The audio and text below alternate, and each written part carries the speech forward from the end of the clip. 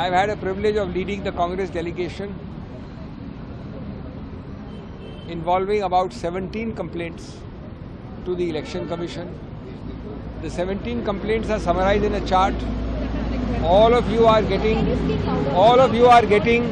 a copy by email from our media department. The 17 complaints I have enlarged upon and discussed in detail only 5 or 6 before the Chunav Ayog. I will just summarize some of them. The most important is the first one, which deals with the extremely objectionable comments of no less than the Honorable Chief Executive of this government. We respect the office he holds.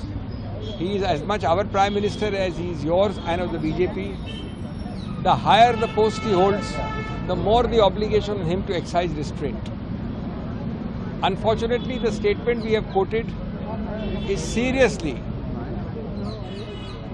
ridiculously objectionable. We can never expect this from as eloquent a Prime Minister as our Prime Minister. We would pray to him with folded hands to withdraw these comments, to clarify, and we have asked for the Election Commission to state that this is the position in law. We will do in his respect whatever we do with others. What he has said I am not going to quote.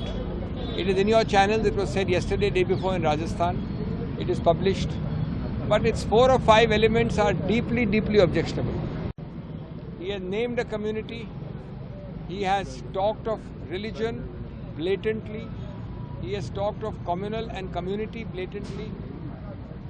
He has linked it with deprivation of resources of the majority and garnering and monopolization of resources by that minority.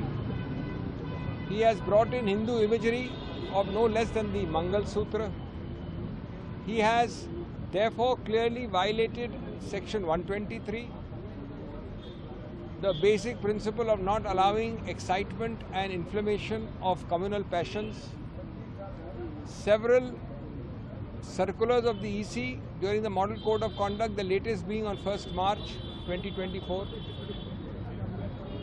The constitutional ethos and spirit which makes secularism a basic structure of our constitution, which makes a level playing field and democracy itself a part of the basic structure.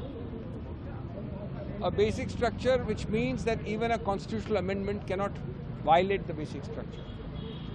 This is a very serious, uncalled for invasion, and we hope and trust, because the Election Commission itself is on trial, that irrespective of the status of the person who has done this, appropriate action as in any other case will and must follow shortly.